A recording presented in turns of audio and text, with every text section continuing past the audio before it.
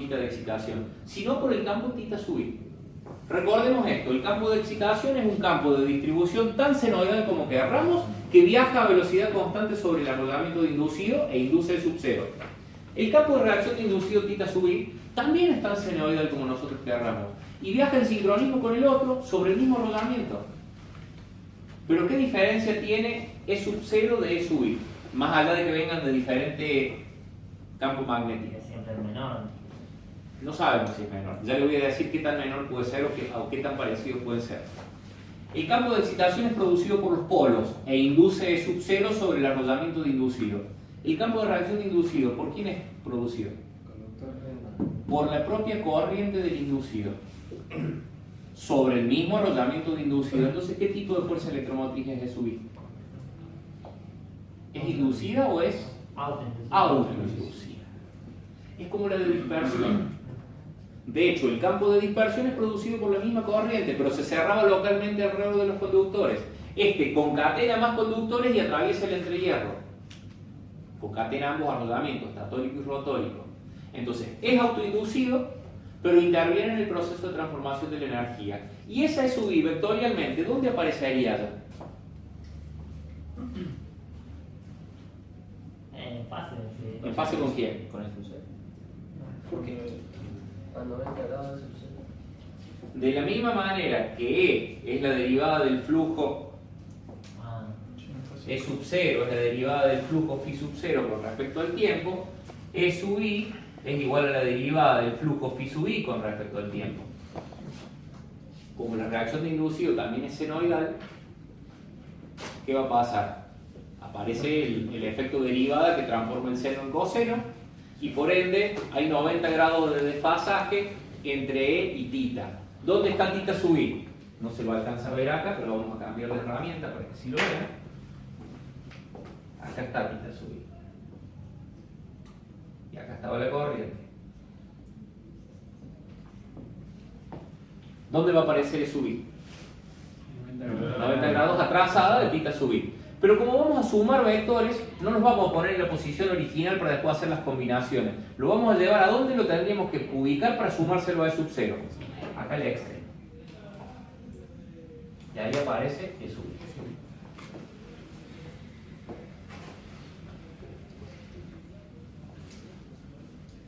¿Y con qué nos encontramos ahora?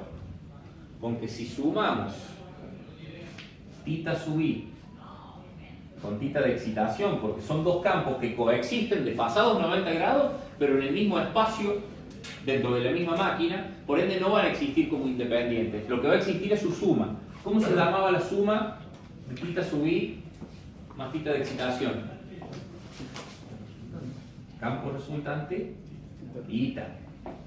De la misma manera que había una E sub 0 como derivada del flujo con respecto al tiempo producida por la θ de excitación, que hay una E sub i como derivada del flujo phi sub i con respecto al tiempo, phi sub i producido por θ sub i, ¿qué va a haber ahora? Va a haber una fuerza electromotriz E resultante, obtenida como derivada del flujo resultante producido por los θ, derivado con respecto al tiempo, que de la misma manera que se están sumando los tres campos, acá podemos agregar a la relación, si seguimos trabajando con esta característica lineal que acabamos de trazar a partir del primer punto de encuentro de la característica de vacío, una E sobre θ. Y por proporciones, como conocemos E sub 0 y θ de excitación, cuando conocimos θ sub i pudimos calcular E sub i. Cuando conocimos θ podemos calcular E. Por ende, va a ser, fíjense, θ es mayor que θ de excitación. Si traemos ese valor de θ acá, entramos a nuestra característica y acá que obtenemos E.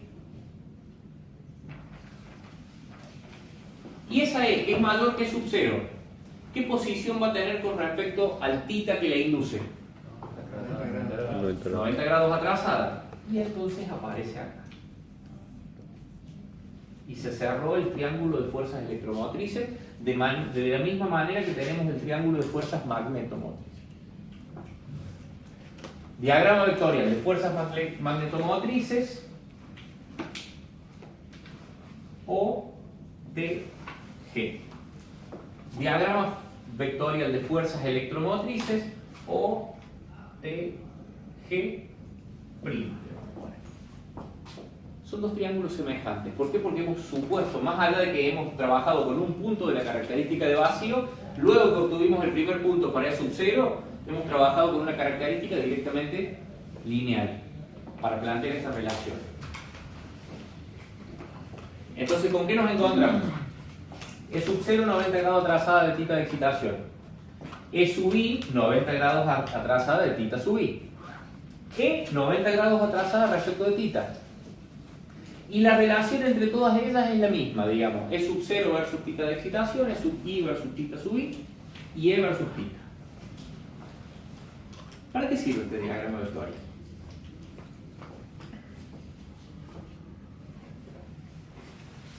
¿Sirve para algo? No, porque no, la característica no es lineal.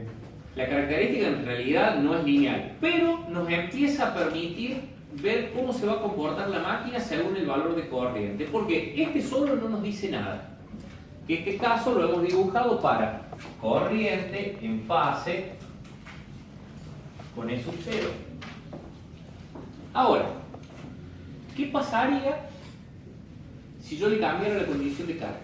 Mantuviera el módulo de la corriente, pero cambiara la posición angular.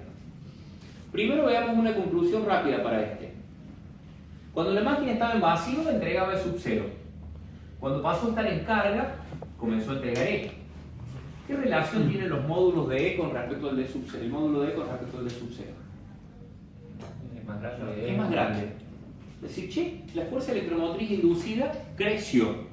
Mientras estuvo en vacío, los θ de excitación me daban E sub 0. Cuando pasó a estar en carga, los θ me pasaron a dar E. ¿Qué es mayor? Un usuario conectado a ese generador, ¿qué ve? El generador tenía una tensión de vacío y cuando lo puse en carga la tensión subió. Yo vi que medí con el voltímetro y me daba 220 voltios. En el momento en que le conecté esta carga, pasé a tener 250 voltios.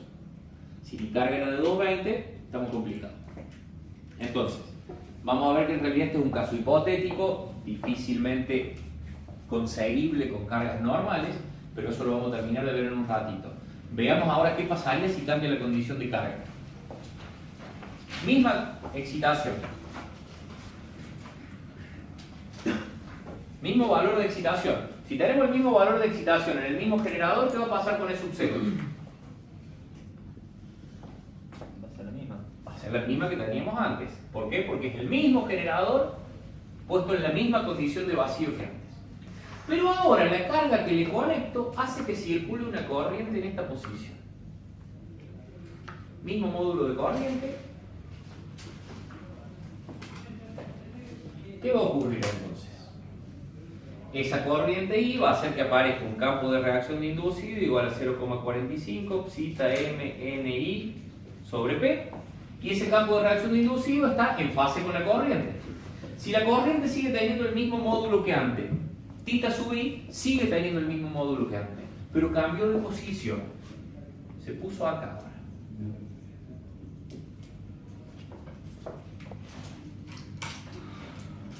Y por la relación E sub 0 sobre θ de excitación igual a E sub I sobre θ sub I, porque estamos trabajando con la misma composición de característica de vacío, ¿qué quiere decir? E sub I sigue teniendo el mismo módulo que antes. ¿Se entiende por qué sigue teniendo el mismo módulo? ¿De qué depende el módulo de θ sub I? De un montón de constantes y de la corriente. Si la corriente sigue teniendo el mismo módulo, θ sub I lo sigue teniendo. Si θ sub I sigue teniendo el mismo módulo, por la relación E sub 0 sobre θ de excitación, E sub I sobre θ sub I, E sub I va a seguir teniendo el mismo módulo que antes. ¿Pero va a seguir estando en la misma posición? No. ¿Por qué no? Porque es una fuerza electromotriz autoinducida que por ende retrasa siempre 90 grados respecto de la corriente que le induce o respecto del θ sub I que le induce. Entonces, E sub I va a aparecer en el mismo extremo de sub 0, pero con el mismo módulo que antes, pero perpendicular a θ sub I. Es decir, si proyectamos acá, siempre vamos a tener 90 grados. Ahora, ¿qué puedo hacer yo? Sumar los θ sub I con con los θ de excitación. ¿Y qué obtengo como resultado? Los θ resultantes. ¿Qué pasó con los θ resultantes en esta condición de carga? Se achicar. Se achicaron. ¿Por qué se achicaron? Porque los θ sub i tienen una componente perpendicular a θ de excitación que se llaman θ sub t igual a θ i coseno de psi, que es el ángulo que hay entre la corriente, entre θ sub i y e sub 0, y tienen una componente θ sub l igual a θ sub i por seno de psi, que es una componente alineada con θ de excitación. A esas dos componentes de θ sub i, para la máquina de polo saliente se van a llamar θ transversal, θ longitudinal. ¿Por qué transversal y longitudinal? En un sentido, porque θ t es perpendicular a la excitación vectorialmente, y en el otro sentido, longitudinal, porque está alineada con la excitación. Pero si nos vamos a la distribución de las líneas de campo, θ t es el equivalente al campo que teníamos para cuando la máquina tenía corriente en fase con E sub 0. ¿En qué posición se acomodaba la reacción de la máquina cuando la máquina estaba en fase con E sub 0? Atrasada. Se atrasaba 90 grados, se cerraba a través de las zonas interpolares. Si hacemos un dibujito rápido acá que no quede filmado ni nada, teníamos en esta posición a θ de excitación, y teníamos en esta posición el campo de reacción de inducido.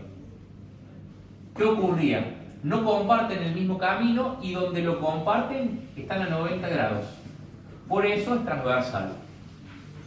La componente esta que se acomoda longitudinalmente a la excitación ocurrirá restando cuando la máquina tiene corriente atrasada, pero ¿qué pasaría si la corriente se adelantara con respecto al sub 0? La componente se sumaría. ¿Y a qué nos lleva eso? A las otras condiciones que vimos recién y la clase pasada. Corriente atrasada o corriente adelantada. Corriente atrasada era tener esta excitación, perdona que lo complete, esto es subir.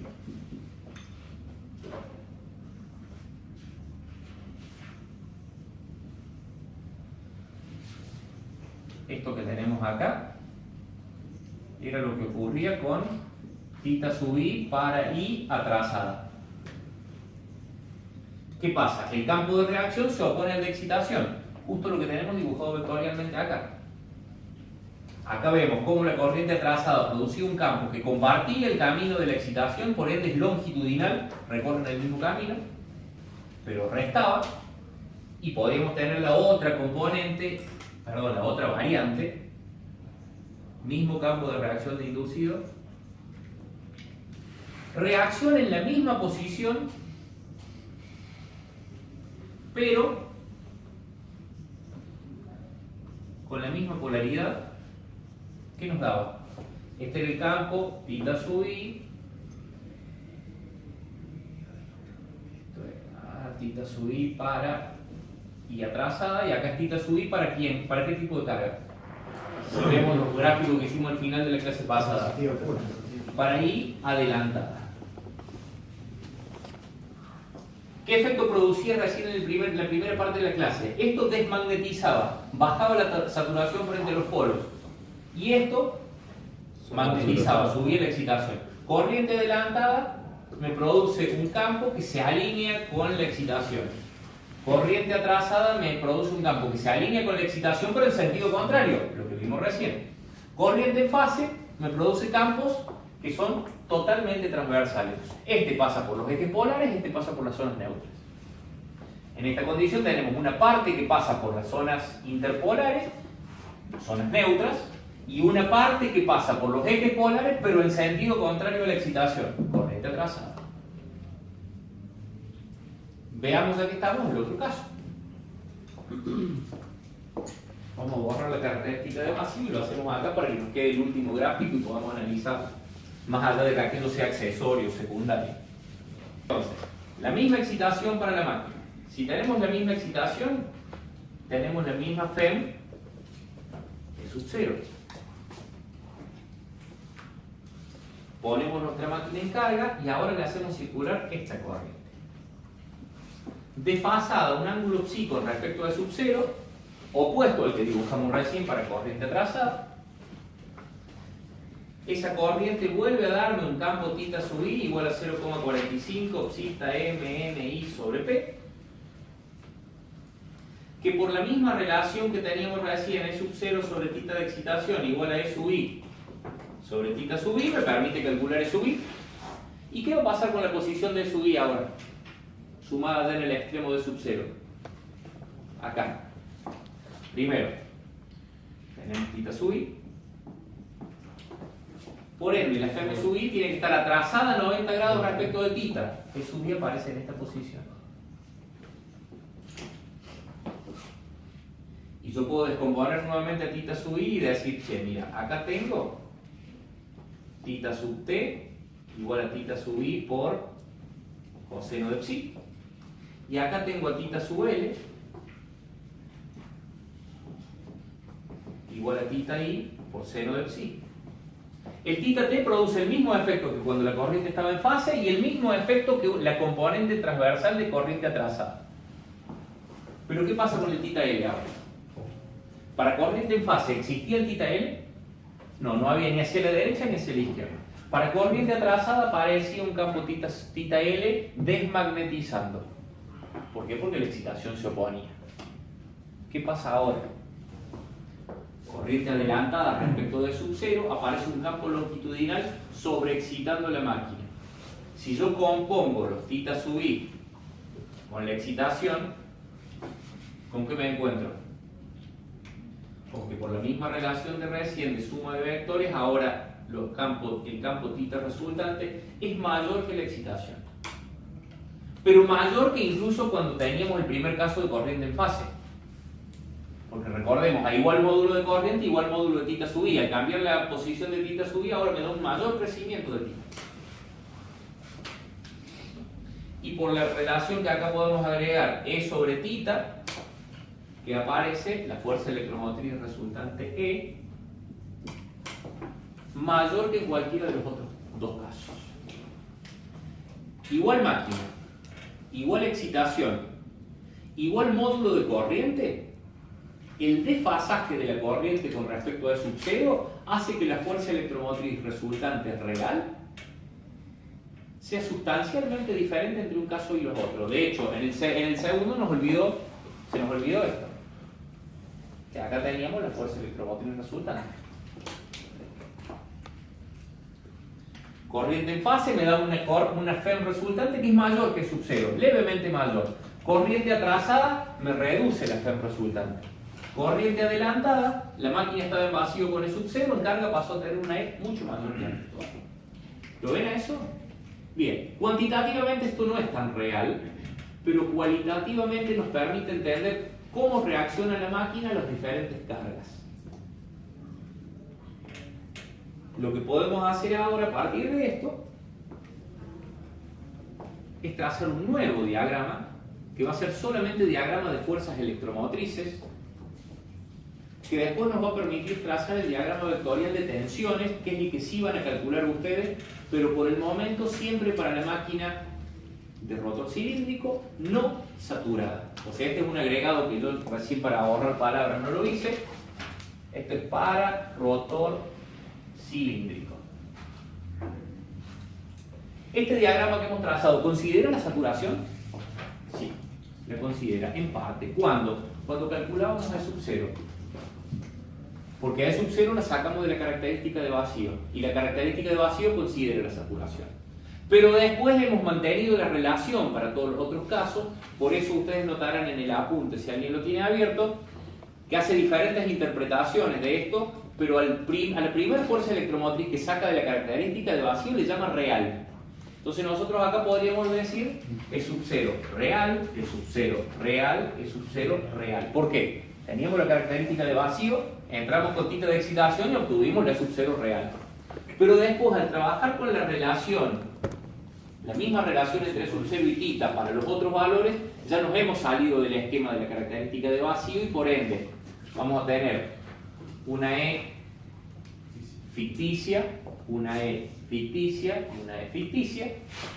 Y de la misma manera vamos a tener una E sub I ficticia, una E sub I ficticia y una E sub I ficticia. ¿Por qué ficticia? Porque no sale de la característica de vacío, porque no le hemos calculado teniendo en cuenta todas las variables que en realidad intervienen.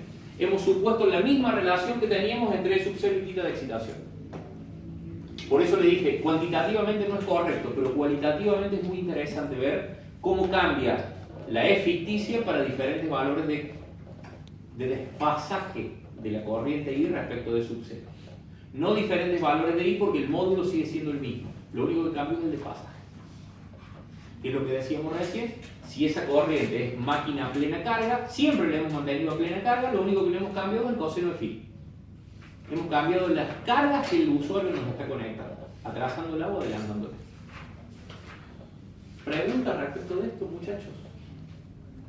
Yo me estoy cansando de hablar, ustedes no me interrumpen, no acotan. ¿Alguien quiere pasar a seguirlo al tema, ya que lo vienen leyendo para el parcial? Para quien está filmando, aclaro, veo solamente sonrisas burlonas. No, porque si no, no saben qué pasó luego de mi comentario.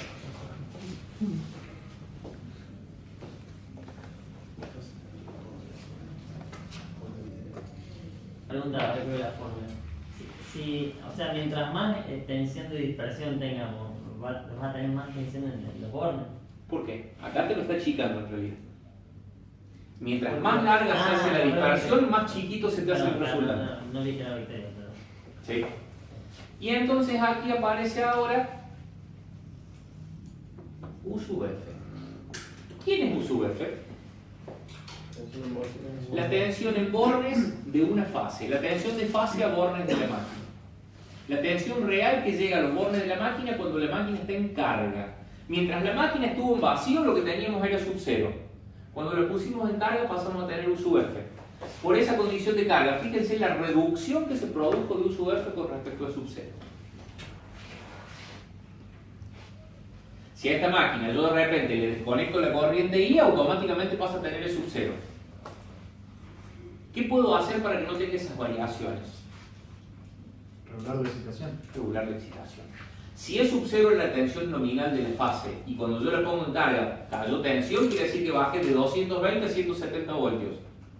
¿Qué tengo que hacer para compensarlo? Subir la excitación para que E sub 0 se haga más grande y me dé una sub F igual a la sub 0 original. La tengo más excitada. ¿Qué pasa cuando se desconecta la carga? Automáticamente me voy a sub 0. Si la dejo con la misma excitación de antes, E sub 0 se me hace larga así. Quemo la carga. Tengo que bajar la excitación automáticamente. La excitación se tiene que regular permanentemente para ajustar la tensión a la nominal sin importar la condición de carga. Entonces, ahí tenemos el diagrama vectorial casi completo. ¿Por qué no está completo? Diagrama de fuerzas electromotrices no saturadas. Porque le faltan los ángulos que después nos van a servir para algo. El ángulo entre E sub 0 y E se llama tita minúscula. El ángulo entre la corriente y E sub 0, recién ya lo habíamos usado, se llama psita. Y lo vamos a dibujar en rojo. ¿Cómo se llama el ángulo entre U sub F y la corriente? Sí. Phi. ¿Qué condición de carga tiene en realidad esta máquina? Con ese phi. Es inductiva. Es inductiva. Exactamente.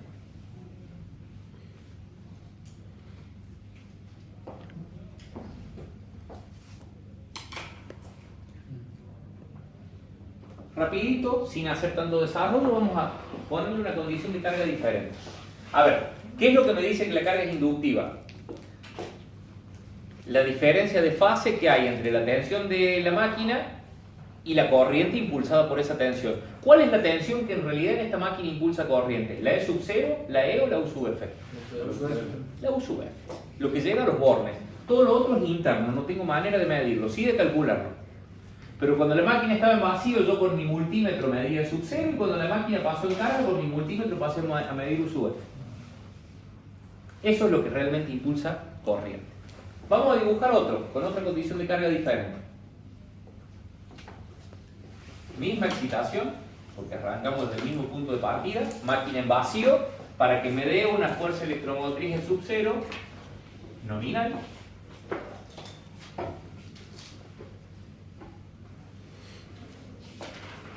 Y le ponemos ahora sí una corriente I que tenga el mismo módulo de la de recién, pero adelantada un ángulo psi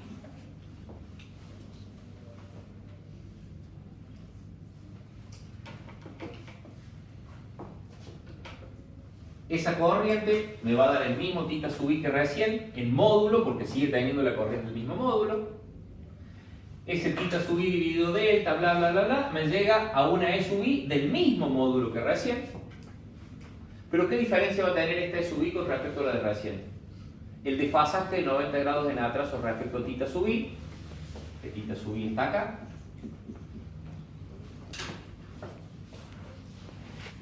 Que ahora me da una posición para que esté a 90 grados. Larga, acá más o menos. E sub i. Que si sumo según esto, E sub 0 más E sub i, obtengo la fuerza electromotriz resultante. Y por ende acá aparece el mismo ángulo θ de recién. Que si al extremo de E sub i le sumo E sub d y menos I por R1, E sub d está en fase con E sub i. Y menos I por R1, ¿en qué posición está? Se fue lejos. Muchas gracias. ¿Cómo tendría que dibujar menos I por R1? Para acá, para abajo. En contrafase la corriente. En contrafase a la corriente. Menos I por R1. Y ahí tenemos finalmente la fuerza electromotriz resultante U sub F, en donde claramente vemos que estamos trabajando con un ángulo de desfasaje phi inductivo. Supercapacitivo.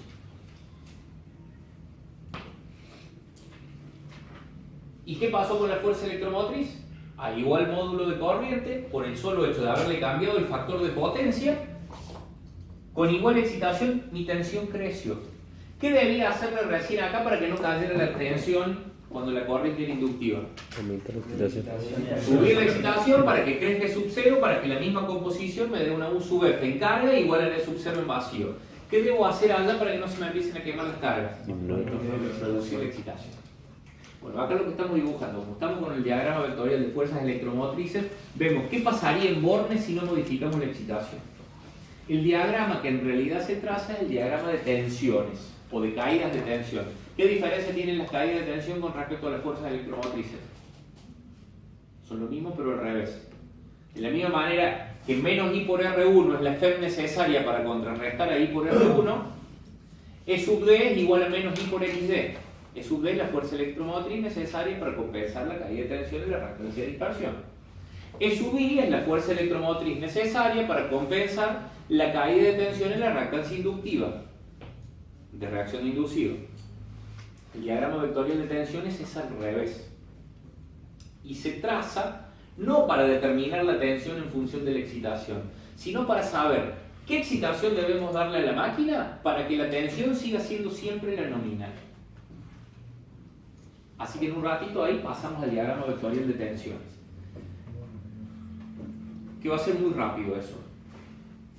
Porque o lo van a entender rápido o no lo van a entender rápido. Pero antes, ya que estamos, vamos a aprovechar este diagrama para hacer un análisis intermedio, que es el balance de potencias de este generador funcional.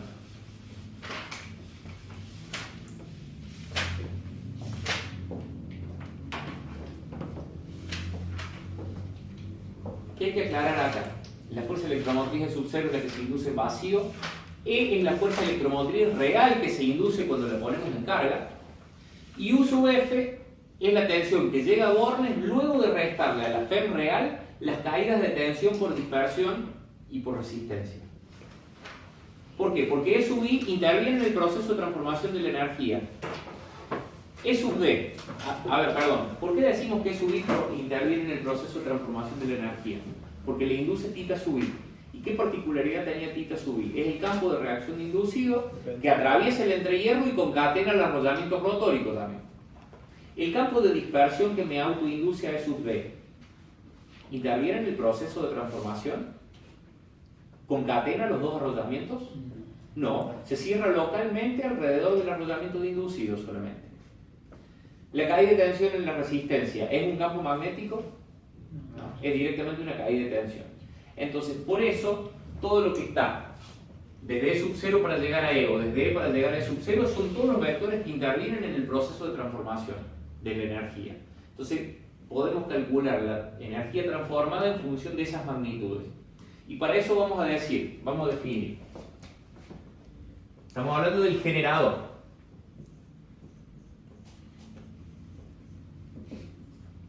Potencia requerida.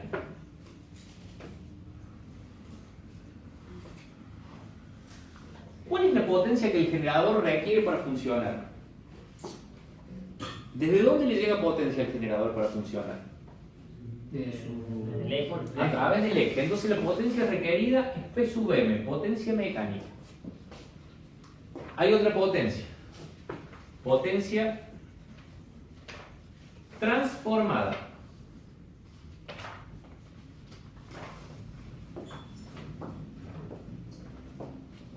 A esa potencia transformada le vamos a llamar P. Esa potencia transformada P será mayor, menor o igual que la potencia mecánica. Menor. ¿Por qué menor? Procesamiento, Por pérdidas. Va a ser la potencia mecánica menos unas pérdidas a las que le llamamos P sub 0. Donde P sub 0 es igual a las pérdidas mecánicas que tenemos de rozamiento, porque una vez que yo le inyecto agua a la turbina, antes de producir movimiento tiene que vencer el rozamiento, más unas pérdidas que en general las vamos a considerar fijas porque nuestro generador trabaja con un alto grado de excitación, que ¿qué es? Sobre el mismo eje tenemos montada la excitatriz. Y esa excitatriz consume potencia mecánica de la misma turbina. ¿Qué era la excitatriz? El generador de continuo que alimenta los polos. Y a su vez, cuando los polos están girando, comienzan a producir pérdidas sobre el hierro. ¿Por qué? Porque es un campo que comienza a moverse frente a un inducido que es de hierro. Entonces, también las pérdidas en el hierro. Entonces, la potencia P termina siendo igual a la potencia mecánica menos P sub M más P sub X más P sub F. Y sobre nuestro diagrama vectorial, esa potencia transformada P es igual a M, E, I, coseno de algún ángulo. Es potencia activa.